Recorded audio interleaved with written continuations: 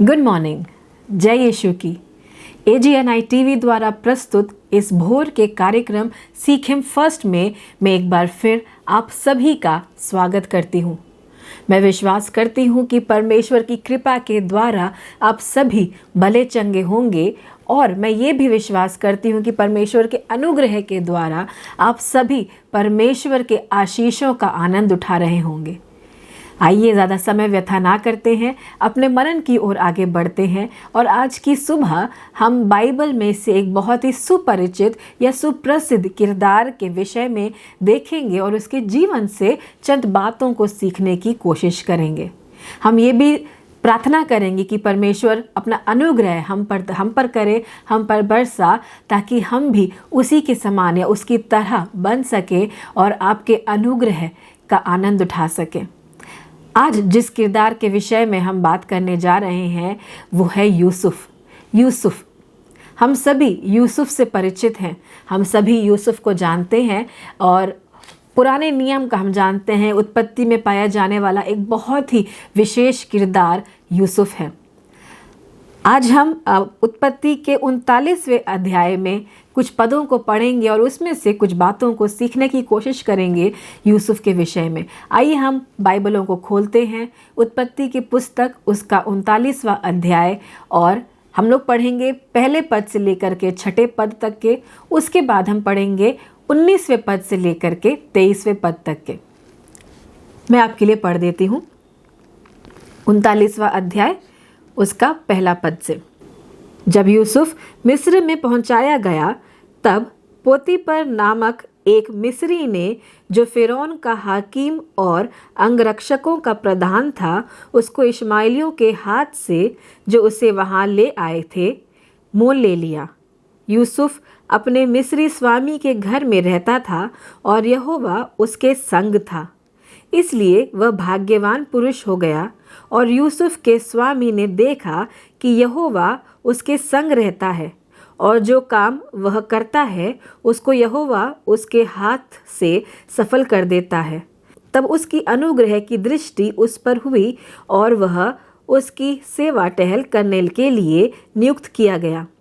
फिर उसने उसको अपने घर का अधिकारी बना के अपना सब कुछ उसके हाथ में सौंप दिया। जब से उसने उसको अपने घर का और अपने सारी संपत्ति का अधिकारी बनाया, तब से यहोवा यूसुफ के कारण उस मिस्री के घर पर आशीषें देने लगा। और क्या घर क्या मैदान में उसका जो कुछ था सब पर यहोवा की आशीष होने लगी। इसलिए उसने अपना सब कुछ यूसुफ के हाथ में यहाँ तक छोड़ दिया कि अपने खाने की रोटी को छोड़ वह अपनी संपत्ति का हाल कुछ ना जानता था। आइए हम आगे पढ़ते हैं 19वें पद से। अपनी पत्नी की ये बातें सुनकर कि तेरे दास ने मुझसे ऐसा ऐसा काम किया, यूसुफ के स्वामी का कोप भड़का और यूसुफ के स्वामी ने उसको पकड़कर बंदी गृह में, जहाँ राजा के कैदी बंद थे, डलवा दिया। अतः वह उस बंदी गृह में रहा। पर यहोवा यूसुफ के संग संग रहा और उस पर करुणा की, और बंदी गृह के दारोगा ने के अनुग्रह की दृष्टि उस पर हुई। इसलिए बंदी गृह के दारोगा ने उन सब बंदियों को जो कारागार में थे यूसुफ के हाथ में सौंप दिया, और जो जो काम वह कहा करता था वह वे सभी करते थे। यूसुफ के वश में जो कुछ था उसमें से बंदी गृह के दारोगा को कोई भी वस्तु देखने की ज़रूरत नहीं पड़ती थी, क्योंकि यहोवा यूसुफ के साथ था और जो कुछ वह करता था यहोवा उसको उसमें सफलता देता था। हमने अभी यूसुफ के विषय में चंद पदों को पढ़ा। जब मैं इन पदों को पढ़ती हूँ, जब मैं यूसुफ के जीवन के बारे में पढ़ने की कोशिश करती हूँ, मुझे एक बात बहुत ही अच्छी लगती है या एक बात बहुत ही अनोखी लगती है, जहाँ पर यूसुफ के बारे में इस बात को लिखा गया है कि यहोवा उसके संग संग था। अगर हम देखते हैं जब वो मिस्र में बेच दिया गया था, जब वो पोतीपर के घर पे था, या फिर उसके भी पहले जब हम देखते हैं बस वो एक दास के रूप में बेच दिया गया था, वहाँ से हम इस पद को या इन शब्दों को देखते हैं कि लिखा गया है कि यहोवा यूसुफ के संग संग था। जब यूसुफ पोतीपर के घर पे था तब भी इस प्रकार से लिखा गया है कि यहोवा यूसुफ के संग संग था। उसके बाद जब हम देखते हैं कि यूसुफ को कारागृह में डाल दिया जाता है, वहाँ पर भी लिखा गया है कि यहोवा यूसुफ के संग संग था। तो ऐसा यूसुफ ने क्या किया, या ऐसा क्या था यूसुफ के जीवन में, या ऐसी क्या खूबी थी यूसुफ में जो हम ये पद को बार बार या इन शब्दों को बार बार रिपीट होते हुए या दोहराते हुए देखते हैं कि यहोवा यूसुफ के संग संग था। हम सभी चाहते हैं मेरे प्रियो कि परमेश्वर हमारे संग संग रहे। हम जो भी कार्य करें उसमें हम सफलता प्राप्त करें। जिन भी कार्यों में हम अपने हाथों को डालें वो कार्य सफल हो जाए, फलवंत हो जाए और वहाँ पर वृद्धि हो जाए, वहाँ पर हर चीज़ मामूल हो जाए। हम सभी ये प्रार्थना करते हैं और हम सभी ये इच्छा को रखते हैं, पर कई दफ़ा ये चीज़ नहीं होती है। तो यूसुफ के जीवन में ऐसा क्या था जो परमेश्वर की उपस्थिति उसके संग संग रहती थी, और दूसरी चीज़ परमेश्वर का अनुग्रह उसके संग संग रहता था। और एक बात जो हम देखते हैं कि क्योंकि परमेश्वर की उपस्थिति उसके साथ में रहती थी, उसका अनुग्रह उसके साथ में रहता था, इसीलिए वह जो भी काम करता था उसमें सफलता प्राप्त करता था। उसमें हम देखते हैं वो चीज़ वृद्धि प्राप्त करती थी, और उस चीज़ को देख करके लोगों ने उसको चुनना शुरू किया, उसको उठाना शुरू किया और अलग अलग बड़े बड़े पदवियों पर, अलग अलग ओहदों पर उसको स्थापित करना शुरू किया। तो जब मैं यूसुफ के जीवन में देखती हूँ या उसके विषय में पढ़ती हूँ तो 3 बातें हैं जो मुझे स्ट्राइक करती हैं, जो मुझे लगता है कि ये बहुत बड़ा कारण हो सकता है कि परमेश्वर उसके संग संग इसलिए रहता था, या फिर परमेश्वर का जो दया था, उसका जो फेवर था, वो उसके ऊपर अनुग्रह था, वो उसके ऊपर बना रहता था। पहली चीज़ जो मैं आपके सामने रखना चाहती हूँ या रखने की कोशिश करना चाहती हूँ वो यह है कि he was never impatient, he was never anxious, but he waited for the time of the Lord. वह कभी भी अधीर या चिंतित नहीं था, बल्कि प्रभु के समय का इंतज़ार करता था। हम देखते हैं कि जब वो एक जवान बालक था, जब वो एक टीनेजर था, उस समय वो 2 स्वप्नों को देखता है, जहाँ पर वो देखता है कि वह उसके सामने उसके माता पिता, उसके सामने उसके सारे भाई बंधु सभी नतमस्तक हो रहे हैं, झुक रहे हैं, उसके अधीनता में चल रहे हैं। जब उसने ये स्वप्न अपने पिता के साथ शेयर किया, जब उसने ये स्वप्न अपने भाइयों के सामने रखा, उन्हें ये स्वप्न समझ नहीं आया, उन्हें ये अच्छा नहीं लगा। उन्हें ये लगने लगा क्या ऐसा होगा कि ये हमारा सबसे छोटा भाई है और क्या हम इसके सामने झुकेंगे, क्या हम इसके सामने नतमस्तक हो जाएंगे, क्या हम इसकी अधीनता में रहेंगे। चलो हम भाइयों का तो समझ में आता है कि हमारा पिता भी इसके सामने झुकेगा, क्या ऐसा भी दिन देखना पड़ेगा। यूसुफ ने ये कहानी या ये स्वप्न जो है अपने पिता के साथ में, अपने भाइयों के साथ में शेयर किया।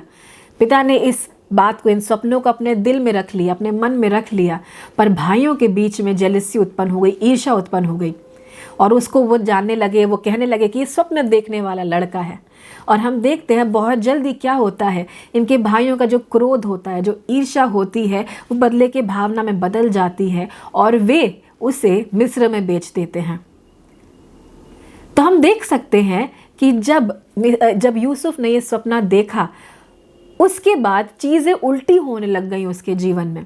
उसने देखा कि यहाँ पर उसके भाई उसके विरुद्ध में हो गए हैं, उसके भाइयों ने उसको बेच दिया है, और अब वो ऐसे पोजीशन पर नहीं था जहाँ लोग उसके सामने झुक रहे हैं, परंतु वो खुद एक दास बन कर के खड़ा है।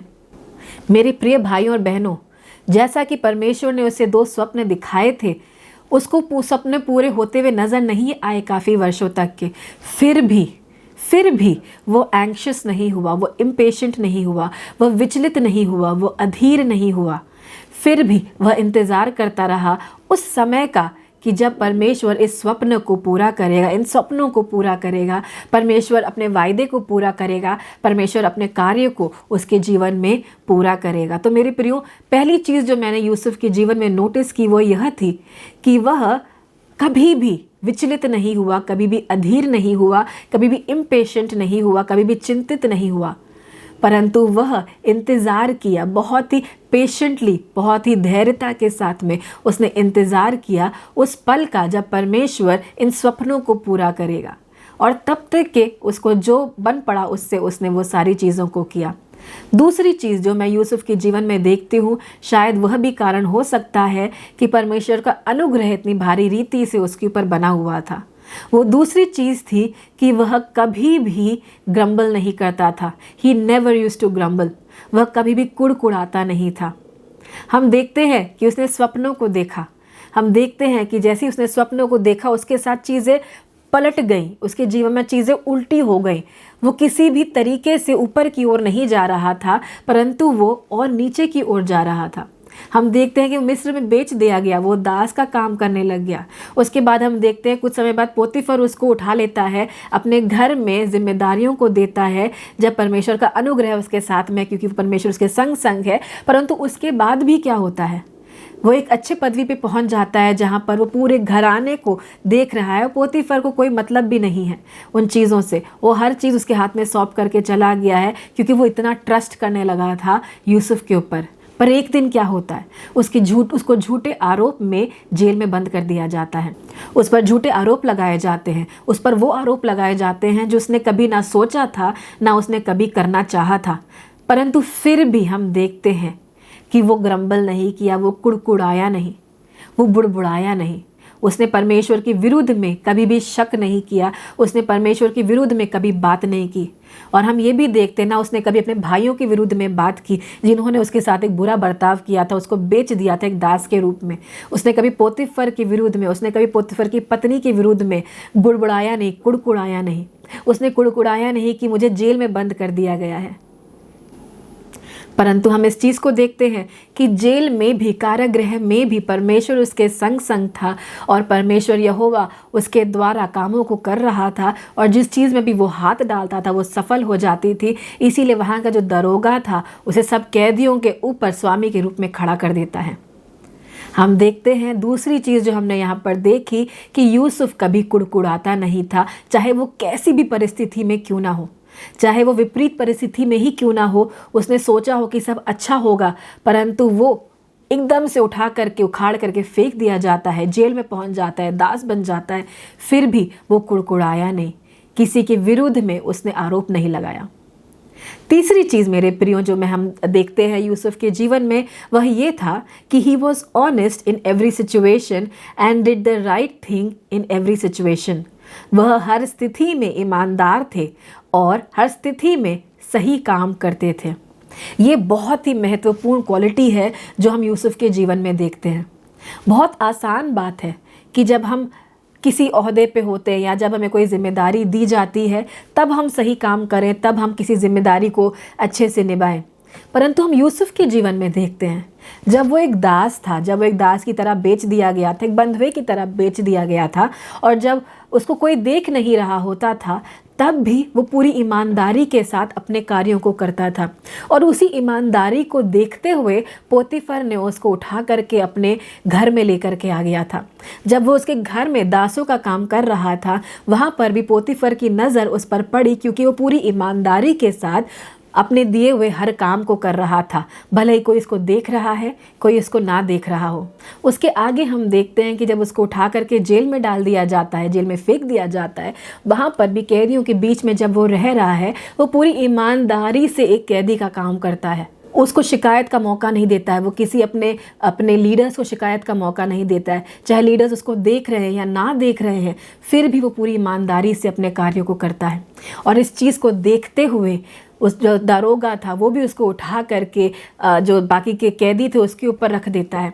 और फिर हम ये चीज़ों को पढ़ते हैं, ये दोनों के केस में हम इस चीज़ को पढ़ते हैं कि वे इतना विश्वास करने लगे थे, पोतीफर और जो दारोगा था वो इतना विश्वास करने लगे थे उसकी ईमानदारी के ऊपर कि वे हर चीज़ उन्होंने यूसुफ के हाथ में सौंप दी थी, और वो पता भी नहीं करते थे, अकाउंटेबिलिटी भी नहीं लेते थे कि यूसुफ अपना काम कर रहा है कि नहीं कर रहा है। इतना विश्वास। मेरे प्रियो, मैं समझ सकती हूँ और मैं समझती हूँ कि ये 3 बातें हैं, और भी बातें हो सकती हैं, पर मुझे लगता है ये 3 बातें बहुत विशेष हैं जिस कारण से हम देखते हैं कि यहोवा की उपस्थिति उसके साथ साथ बनी रहती थी और यहोवा का हाथ उसके ऊपर या अनुग्रह उसके हाथ ऊपर रहता था और जिस वजह से वो हमेशा सफलता प्राप्त करता था। तो मेरी प्रियो, ये 3 प्रमुख बातें हैं जो मैं समझती हूँ कि जिस कारण से ये बार बार रिपीट किया गया, ये पद बार बार दोहराया गया है कि परमेश्वर उसके संग संग था, यहोवा उसके संग संग था और जो भी चीज़ वो करता था, जो भी कार्यों को वो करता था, परमेश्वर का अनुग्रह उन कार्यों पर होता था। मेरे प्रियो, क्या हम नहीं चाहते कि परमेश्वर का अनुग्रह इसी प्रकार से हमारे जीवनों पर भी पाया जाए? यदि हम चाहते हैं कि परमेश्वर का अनुग्रह, उसकी उपस्थिति हमारे संग संग चले और हमारे संग संग पाई जाए, क्यों ना हम भी ये 3 चीज़ों को अपने जीवन में लागू करें। पहली चीज़ जो हमने यहाँ पर देखा कि वो कभी अधीर नहीं हुआ, कभी विचलित नहीं हुआ, परंतु प्रभु का इंतज़ार, सही समय का इंतज़ार करता रहा। दूसरी चीज़, वह कभी कुड़कुड़ाया नहीं। तीसरी चीज़, वो हर स्थिति में ईमानदार बना रहा और हर स्थिति में सही काम करता रहा। मेरे प्रियो, अच्छी परिस्थिति में सभी सही काम करते हैं, परंतु जब परिस्थितियाँ कठिन हो जाती हैं, उस समय हम किस तरीके से काम करते हैं? क्या उस समय भी हम सही कार्यों को करते हैं? क्या उस समय हम सही निर्णयों को लेते हैं? क्या उस समय हम परमेश्वर को प्रसन्न कर पाते हैं? जब हम बुलंदियों पर होते हैं, क्या उस समय हम परमेश्वर के लिए सही कामों को कर पाते हैं? यदि हम इन 3 बातों का ध्यान रखें तो शायद हम भी इस तरीके से यूसुफ की तरह जाने जाएंगे कि परमेश्वर की उपस्थिति सदा संग संग रहती है इसके, या फिर परमेश्वर का अनुग्रह इस व्यक्ति के ऊपर पाया जाता है और इसीलिए ये हर कामों में सफल है। आइए अपनी आंखों को हम बंद करें और इस समय प्रार्थना में चलें। प्यारे परमेश्वर, हम अपने सभी श्रोतागणों को आपके हाथों में सौंपते हैं परमेश्वर, जबकि वह हर सुबह इस डिवोशन में शामिल होते हैं और इस डिवोशन को सुनते हैं, क्योंकि उनके अंदर आपके लिए भूख पाई जाती है परमेश्वर।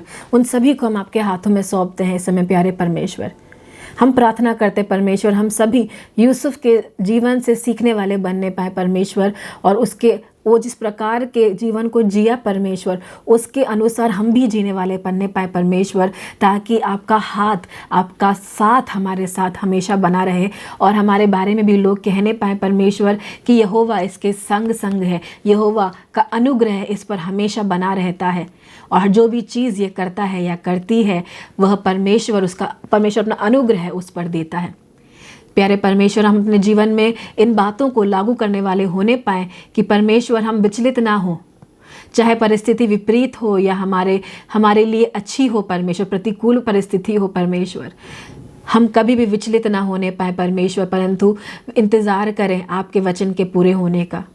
परमेश्वर, हम कुड़कुड़ाने वाले नहीं परमेश्वर, परंतु प्रोत्साहित करने वाले बनने पाए, हर चीज़ में परमेश्वर आपको खोजने वाले बनने पाए परमेश्वर। तीसरी बात परमेश्वर जो हम प्रार्थना करते हैं, आज याद रखते हैं आज के वचन में से, वह यह है कि हर परिस्थिति में हम सही कार्यों को करने वाले बनने पाए परमेश्वर। परमेश्वर, हम चाहते हैं कि अंत में जिस दिन हम आपके सामने खड़े हुए, आप हमसे बोले कि हम आपके विश्वास योग्य दास हैं और आप हमसे प्रसन्न हैं परमेश्वर। धन्यवाद करते परमेश्वर, सभी श्रोतागणों को आपके हाथों में सौंपते हैं, सभी पर आपकी आशीषें हो परमेश्वर, बहुतायत से आशीष हो, और आपके अनुग्रह को हम मांग लेते हैं उन सभी के जीवनों में, ताकि जो भी जगह पर ये हाथ डाले परमेश्वर, जो भी कार्य में हाथ डाले वो सफलता प्राप्त करें परमेश्वर, उन्नति प्राप्त करें परमेश्वर। धन्यवाद करते यीशु मसीह, तेरे नाम से, तेरे सामर्थी नाम से, तेरे अनुग्रही नाम से हम इस प्रार्थना को करते हैं। सुन और कबूल कर, आमेन। परमेश्वर आप सभी को इस छोटे से मनन द्वारा आशीषित करें।